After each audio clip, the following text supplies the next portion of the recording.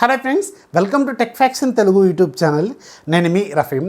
Friends, ఈరోజు నేను మీకు ప్రజెంట్గా మన ఇండియాలో బాగా హాట్గా నడుస్తున్న ఒక హాట్ టాపిక్ బ్యాండ్ల భాగవతం, అలాగే బ్రాండ్ల భాగవతం, బ్యాండ్ బాజా భారత్ అనమాట. అంటే మన భారతదేశంలో ప్రజెంట్గా జరుగుతున్న ఏదైతే 5G బ్యాండ్కి సంబంధించిన డిస్కషన్ ఉందో, సో దీంట్లో నాకు తెలిసిన కొన్ని పాయింట్స్ మీకు షేర్ చేయడానికి ప్రయత్నం అయితే చేస్తాను. అసలు యాక్చువల్గా ఈ ఇష్యూ ఎక్కడ స్టార్ట్ అయిందంటే, నిన్న OnePlus కంపెనీ వాళ్ళు అఫీషియల్గా కన్ఫర్మ్ చేశారు. ఏదైతే వీళ్ళు రీసెంట్గా లాంచ్ చేసిన OnePlus 9 సిరీస్లో ఏవైతే వీళ్ళు తీసుకొచ్చిన రెండు బ్యాండ్స్ ఉన్నాయో, N41 అలాగే N78 కదా. సో ఈ రెండు బ్యాండ్స్ మాత్రమే సపోర్ట్ చేస్తాయి. ఫ్యూచర్లో వీటిని OTA రూపంలో ఇంక్రీజ్ చేయడం కానీ యాడ్ చేయడం అనేది కుదరదు అని చెప్పి వీళ్ళొక క్లారిటీ అయితే ఇచ్చారు. అండ్ దీనికి కారణం ఏంటంటే, హార్డ్వేర్లో ఉన్న లిమిటేషన్స్ని ఆధారంగా పెట్టుకొని మేము వాటిని యాడ్ చేయలేము అని చెప్పి వీళ్ళొక క్లారిటీ అయితే ఇచ్చారు. వీళ్ళు క్లారిటీ ఇచ్చారు. ఇంకా నెంబర్ ఆఫ్ ఫోన్స్ మన ఇండియాలో లాస్ట్ 1 year నుంచి ఆల్రెడీ లాంచ్ అవుతూనే ఉన్నాయి. సో వాటి గురించి మాత్రం ఎలాంటి క్లారిటీ అయితే లేదు. ఆ బ్రాండ్లు డిఫరెంట్ బ్రాండ్స్ వాళ్ళు ఎలాంటి క్లారిటీ ఇస్తారనేది కూడా క్లారిటీ అయితే లేదు. సో దీని గురించే ఈరోజు నాకు తెలిసిన కొన్ని పాయింట్స్ మీకు షేర్ చేయడానికి ప్రయత్నం చేస్తాను. ఎవరైతే ఇంకా మన ఛానల్ సబ్స్క్రైబ్ చేసుకోలేదో, కింద ఒక సబ్స్క్రైబ్ బటన్ ఉంటుంది, దాని మీద ట్యాప్ చేసి మన ఛానల్ సబ్స్క్రైబ్ చేసుకోండి. అలాగే దాని పక్కన ఒక బెల్ ఐకాన్ ఉంటుంది, దాని మీద కూడా ట్యాప్ చేయండి. నేను కొత్త వీడియో అప్లోడ్ చేస్తే వెంటనే మీకు నోటిఫికేషన్ రూపంలో వస్తుంది. యాక్చువల్గా ఈ ఇష్యూ ఎక్కడ స్టార్ట్ అయిందంటే, OnePlus వాళ్ళు అఫీషియల్గా కన్ఫర్మ్ చేశారు కాబట్టి. అండ్ బిఫోర్ మనం ఆ బ్యాండ్ల గురించి మాట్లాడుకోవడానికంటే ముందు అసలు 5G స్పెక్ట్రమ్ అండ్ దాంట్లో ఉన్న బ్యాండ్స్ గురించి కొంచెం వెరీ బేసిక్ నాలెడ్జ్ చెప్తాను. జనరల్గా 5G స్పెక్ట్రమ్లో మనకి రెండు డిఫరెంట్ బ్యాండ్స్ ఉంటాయి. సో దాంట్లో ఒకటి మీకు మిడ్ ఫ్రీక్వెన్సీ బ్యాండ్స్ అంటారు. దీన్ని sub-6 బ్యాండ్స్ కింద కూడా వస్తాయి. అండ్ దీంట్లో మీకు నెంబర్ సిరీస్తో స్టార్ట్ అవుతుంది. N1, N2 ఇలా N90 వరకు ఉంటాయి. అండ్ దీంట్లో ప్రజెంట్గా మన ఇండియాలో కానీ గ్లోబల్గా కానీ బాగా పాపులర్ బ్యాండ్స్ ఒక 18 నుంచి 20 వరకు అయితే ఉన్నాయి.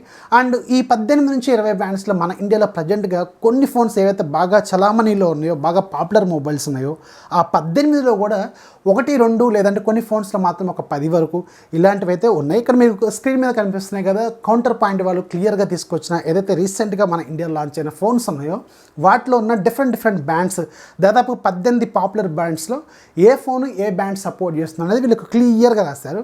అది కూడా మీరు ఒకసారి స్క్రీన్ షాట్ తీసుకొని దగ్గర పెట్టుకోండి, లేదంటే నేను కింద లింక్ ఇస్తాను, అక్కడ నుంచి కూడా మీరు దాన్ని డౌన్లోడ్ కూడా చేసుకోవచ్చు. జనరల్గా వీటిలో ఇప్పుడు ప్రజెంట్గా అంటే బాగా పాపులర్, మనం బాగా హాట్ టాపిక్లో ఉన్నాయి మాత్రం ఒక 2 లేదా 3 బ్యాండ్స్ అయితే ఉన్నాయి. N41, N77 అలాగే N78 ఇవి 3 అయితే ఉన్నాయి.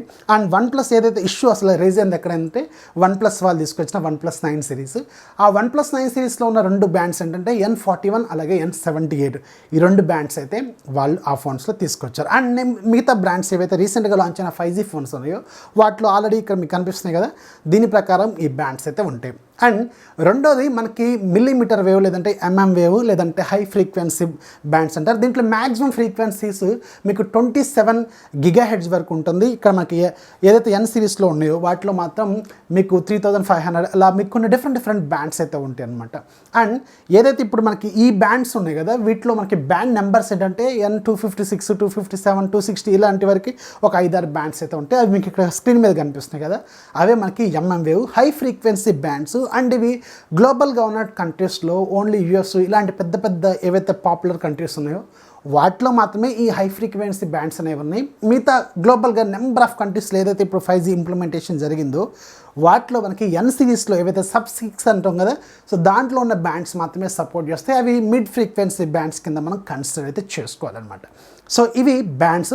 సో ఇక్కడతో మనకి అయిపోయింది. అండ్ ఇక్కడ నెంబర్ ఆఫ్ బ్యాండ్స్ ఏవైతే సపోర్ట్ చేస్తున్న ఫోన్స్ ఉన్నాయో అక్కడ నెంబర్ ఆఫ్ బ్యాండ్స్ సపోర్ట్ చేస్తాయి అంటే వాళ్ళు ఎక్కువ డబ్బులు పే చేస్తారు. ఏదైతే ఇప్పుడు క్వాల్కమ్ కావచ్చు, మోడెమ్ ఏదైతే సప్లయర్స్ ఉన్నారో సో వాళ్ళకి ఎక్కువ డబ్బులు పే చేస్తే నెంబర్ ఆఫ్ బ్యాండ్స్ అనేవి యాడ్ అవుతాయి అనమాట.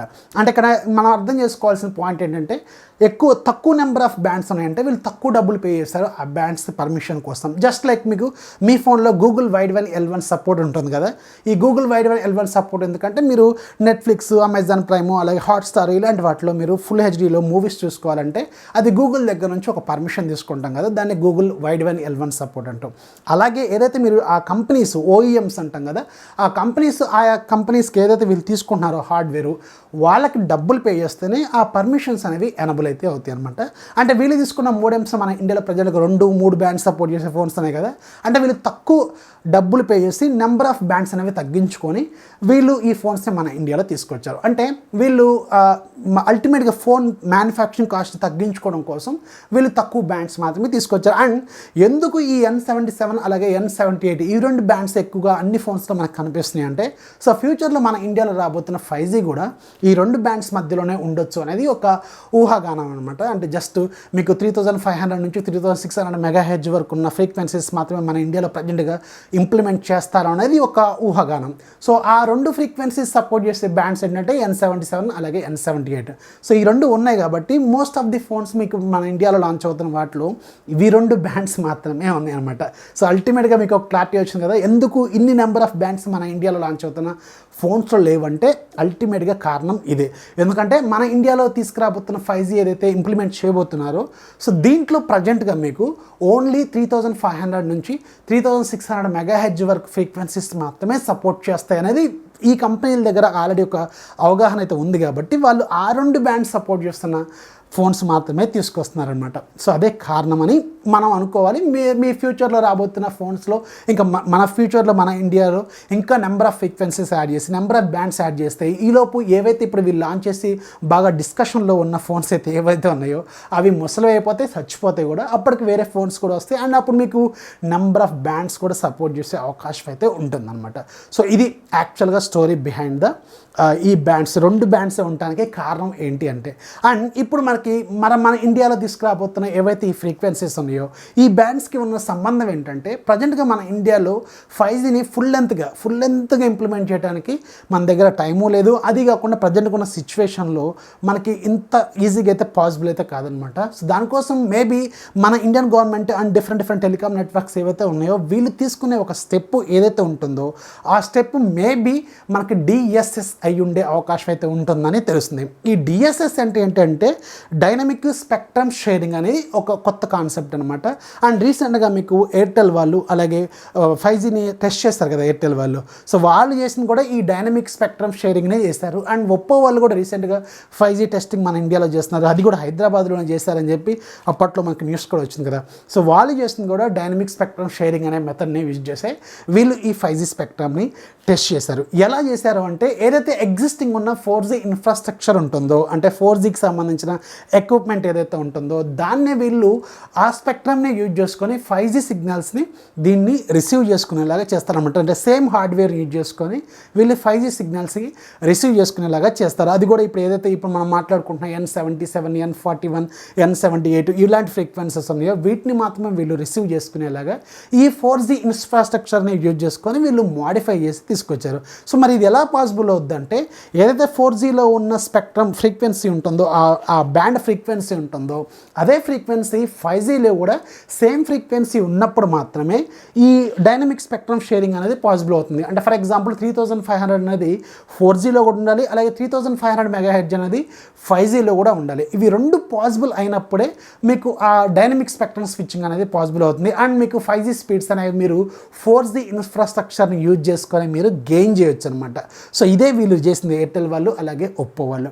సో కానీ ఇక్కడ ప్రాబ్లం ఎవరికి వస్తుందంటే, ఎవరైతే ఇప్పుడు OnePlus మనం మాట్లాడుకుంటున్న ఫోన్స్ ఉన్నాయో ఆ రెండు phones OnePlus 9 series phones, so దాంట్లో మీకు ఇప్పుడు ఈ 5G స్పెక్ట్రమ్ని 4G ఇన్ఫ్రాస్ట్రక్చర్ యూజ్ చేసుకొని మీరు దాన్ని స్విచ్చింగ్ చేయాలి అంటే, దాంట్లో ఏదైతే వీళ్ళు తీసుకొచ్చిన ఈ 5G మోడెమ్ ఉందో దాంట్లో మాత్రం లోవర్ ఫ్రీక్వెన్సీస్ని యాక్సెప్ట్ చేసే పాసిబిలిటీస్ అయితే ఆ రెండు ఫోన్స్కి లేదు. సో అక్కడ ప్రాబ్లం వస్తుంది. ఇప్పుడు అందుకే ఇప్పుడు పెద్దగా డిస్కషన్ ఈ రెండు ఫోన్స్ మీద వచ్చిందనమాట. కానీ మేబీ ఫ్యూచర్లో వచ్చే ఫోన్స్లో అండ్ ఇప్పుడు ప్రజెంట్గా ఉన్న కొన్ని ఫోన్స్లో మరి ఇలాంటి ఈ DSS అనేది పాసిబుల్ అవుతుందా లేదనేది క్వశ్చన్ మార్క్. సో ఇప్పుడు ప్రజెంట్గా ఉన్న ఫోన్స్లో ఏదైతే ఇప్పుడు మనం మాట్లాడుకుంటున్నాం ఇంత పెద్ద డిస్కషన్ జరిగిన ఫోన్స్ ఏవైతే ఉన్నాయో ఈ పెద్ద లిస్ట్ మీకు కనిపిస్తుంది కదా. సో వీటి ఫ్యూచర్ ఏంటి అనేది మనం ఆలోచించడానికంటే ముందు మన ఇండియాలో 5G రావడానికి ఇంకా ఎంత లేదన్నా 1 ఇయర్ నుంచి 1.5 ఇయర్ వరకు ఈజీగా టైం పడుతుంది. అండ్ రీసెంట్గా ఉన్న రిపోర్ట్ ప్రకారం అయితే మన ఇండియాలో 5G ఆక్షన్ అనేది ఫైనాన్షియల్ 2022లో జరగవచ్చు అనేది ఒక రీసెంట్ న్యూస్ అయితే ఉంది. అంటే అక్కడ ఆక్షన్ జరిగి దాన్ని ఇంప్లిమెంట్ చేయడానికి మనకి ఎంత టైం పడుతుంది అనేది మీరు ఈజీగా అర్థం చేసుకోవచ్చు. ఈలోపు ఇప్పుడు ఏదైతే మనం బాగా మాట్లాడుకుంటున్న 5G ఫోన్స్ ఉన్నాయో అవి ముసలవైపోతాయి, చచ్చిపోతాయి కూడా. మరి ఎందుకు మన ఇండియాలో 5G లేనప్పుడు కూడా లాస్ట్ 1.5 ఇయర్ నుంచి మన ఇండియాలో 5G ఫోన్స్ లాంచ్ చేస్తున్నారు అంటే దానికి సింపుల్ ఆన్సర్ ఏంటంటే, మన ఇండియా తప్ప ఏవైతే ఇప్పుడు క్వాల్కమ్ అనే ప్రాసెసర్లు తయారు చేసే కంపెనీ ఉందో వాళ్ళు మన ఇండియాకు మాత్రమే మాత్రమే ప్రాసెసర్లు తయారు చేయరు, గ్లోబల్గా ఉన్న అన్ని కంట్రీస్ కోసం వీళ్ళు ప్రాసెసర్లు తయారు చేస్తారు, అన్ని బ్రాండ్ల కోసం కూడా వీళ్ళు ప్రాసెసర్లు తయారు చేస్తారు. సో మన ఇండియాలో 5G అనేది లేదు కాబట్టి గ్లోబల్గా చాలా కంట్రీస్లో ఆల్రెడీ 5G అనేది ఇంప్లిమెంటేషన్ ఎప్పుడో అయిపోయింది కాబట్టి సో వాళ్ళకి ప్రాసెసర్లు 5G ప్రాసెసర్లు కావాలి కాబట్టి అల్టిమేట్గా వీళ్ళు 5G ప్రాసెసర్లే తయారు చేయాలి. మరి మన ఇండియాలో 5G లేదు కదా, మాకు 4G ప్రాసెసర్లు తీసుకురండి అంటే సేమ్ ప్రాసెసర్తో మీకు 4Gని 5Gని తీసుకొచ్చి వాళ్ళకి వచ్చే డబ్బుల్ని కాస్త పోగొట్టుకోలేరు అనమాట. అందుకని మనకు అవసరం ఉన్నా లేకపోయినా 5G ప్రాసెసర్లు మన ఇండియాకి కూడా వీళ్ళు సేమ్ ఏదైతే ఇప్పుడు స్నాప్డ్రాగన్ 865 అని మాట్లాడుకుంటున్నామో, స్నాప్డ్రాగన్ 888 5G అని ప్రాసెసర్ అని మాట్లాడుకుంటున్నామో, ఇవన్నీ సేమ్ ఏవైతే గ్లోబల్ కంట్రీస్కి వెళ్తున్నాయో అవే తరహాలో మన ఇండియాకి కూడా సేమ్ వస్తున్నాయి. అక్కడే అది మనం సింపుల్ అనమాట. కాకపోతే ఇక్కడ వీళ్ళు ఈ బ్రాండ్లు చేస్తున్న పెద్ద మార్కెట్ ఏంటంటే 5G అనే పేరుతో మన ఇండియాలో వీళ్ళు మార్కెటింగ్ ఏదో చేస్తున్నారు. అండ్ అది కూడా మీకు 1-2 బ్యాండ్స్ మాత్రమే ఇచ్చి వీళ్ళు తీసుకొస్తున్నారు. అసలు యాక్చువల్గా మీకు ఫ్యూచర్లో రాబోతున్న మన ఇండియాలో అసలు మన ఇండియన్ గవర్నమెంట్ ఎలాంటి స్టెప్ తీసుకుంటుంది, ఏ బ్యాండ్స్ తీసుకొస్తుంది, అసలు వీళ్ళు ఏదైతే ఇప్పుడు DSS అనే టెక్నాలజీ ఉందో మరి ఆ DSS టెక్నాలజీని వాడతారా లేదనేది కూడా గ్యారంటీ అయితే లేదు. సో అందుకని ఏ బ్యాండ్ ఎందులో సపోర్ట్ చేస్తున్నది మాత్రం మీరు కొంచెం వెయిట్ చేయాల్సిన అవసరం అయితే ఉంటుంది. అది కూడా 2022 వరకు కూడా టైం పట్టే అవకాశం కూడా ఉంటుంది. సో ఈలోపు వీళ్ళు కాస్త వీళ్ళ పబ్బం వీళ్ళు గడుపుకుంటారు, వీళ్ళు డబ్బులు కాస్త వీళ్ళు పోగేసుకుంటారు, వీళ్ళు వెళ్ళిపోతారు. ఇది యాక్చువల్గా జరుగుతున్న ఇష్యూ మన ఇండియాలో ఏదైతే బ్యాండ్స్ గురించి జరుగుతున్న భాగోతం ఉందో అదే ఇదనమాట. Hope you understand. మీకు అర్థమైంది అనుకుంటున్నాను. వీడియో నచ్చితే ఖచ్చితంగా లైక్ చేయండి, అలాగే మీ ఫ్రెండ్స్కి కూడా షేర్ చేయండి. అండ్ ఒకవేళ నేను చెప్పిన ఈ టాపిక్లో ఎక్కడైనా మీకు టెక్నికల్గా ఎక్కడైనా నేనేమైనా మిస్టేక్ చెప్పినా కానీ లేదంటే ఎక్కడైనా తప్పు పడినా కానీ మీరు ఫీడ్బ్యాక్ కింద మీ కామెంట్స్లో వేస్తే నేను హ్యాపీగా ఫీల్ అవుతాను. This is Rafi signing off. జై హింద్.